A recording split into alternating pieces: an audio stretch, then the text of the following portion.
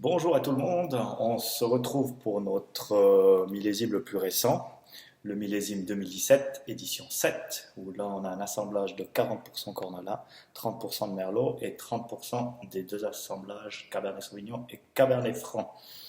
Là pour moi, je ne sais pas ce que tu penses Johanna, mais là on n'est pas sur un bébé, là pour moi on est sur un nouveau-né. On est vraiment sur quelque chose qui est vraiment très très jeune. Oui, en effet, c'est vraiment tout jeune. Il a vraiment beaucoup de belles années probablement devant lui. 2017, c'était un millésime où il y a eu des pics de chaleur pendant l'été, mais on a vraiment eu ce qu'on appelle vraiment une différence diurnale très très importante. Donc on a beaucoup de fraîcheur et c'est probablement le millésime de Tsampero qui a la plus grande acidité de toutes nos éditions.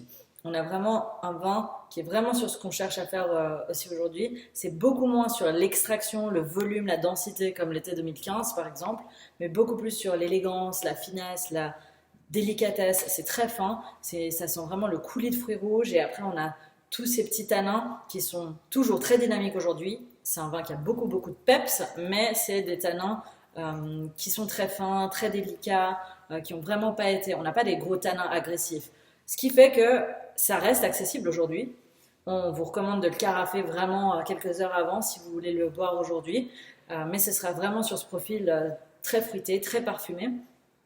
Et sinon, l'idéal reste de le faire vieillir pendant de très nombreuses années. En tout cas, on lui souhaite vraiment un beau temps de garde parce qu'il a tout ce qu'il faut pour qu'il puisse vieillir correctement dans vos caves, tout en étant toujours dans les bonnes conditions, c'est-à-dire avec une bonne hygrométrie, pas de lumière, pas de mouvement, et aussi en tenant vos bouteilles à l'horizontale.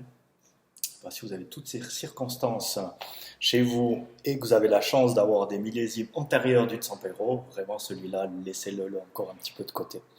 Et vous allez pouvoir découvrir un super vin dans quelques années. Voilà. Salutations à tout le monde. Merci beaucoup Johanna. pour votre Merci à tout le attention. monde. Merci Vincent. Et on espère vraiment que vous avez apprécié ces petites sessions. On vous fera quelques bonus sur les autres questions que vous nous posez souvent, comme par exemple comment servir nos vins, est-ce qu'il faut les carafer ou non. On en a déjà parlé, mais on fera un petit épisode supplémentaire. N'hésitez pas à nous laisser des commentaires, nous faire vos remarques sur ce qui était bien, pas bien, ce que vous attendez. Comme ça, on pourra peut-être réitérer l'opération tout en sachant que c'est vraiment notre première fois. Donc, on a essayé de faire au mieux et de faire ça en toute spontanéité également. Merci beaucoup.